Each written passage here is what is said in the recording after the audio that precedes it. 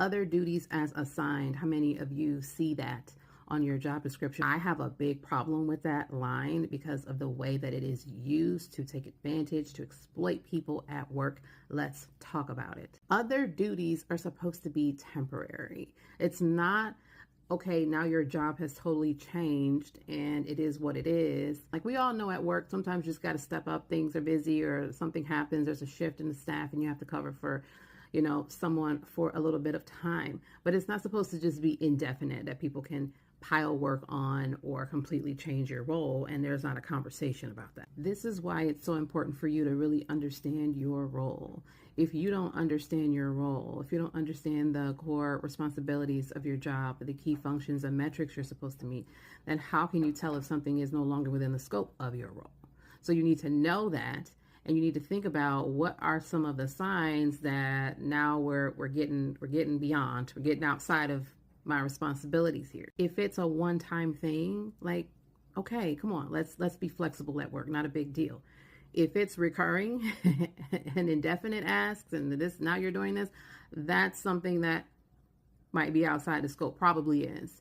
If it's something that is not benefiting your department, your team, your manager, it's something, a totally different area, no, like we need to have a conversation about that.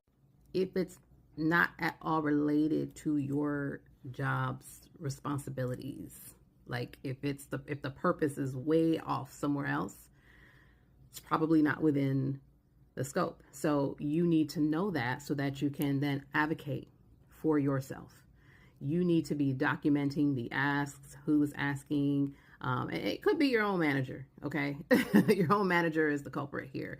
And you need to be documenting how much time you're spending, per day, per week on things. Like get very, very specific because you need to present that information. Don't go into a meeting, and you should request a meeting to clarify your role, but don't go into the meeting and just talking about how you feel and I'm so overwhelmed, I don't know. Like say Monday through Wednesday, I spent, 20 hours on this, whatever it is.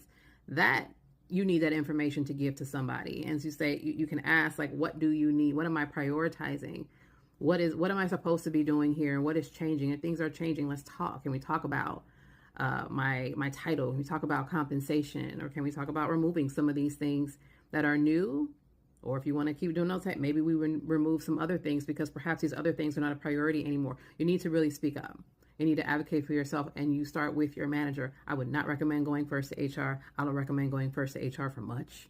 But there's a time and place for that. Let me know in the comments what you think if this has happened to you and how you handled it.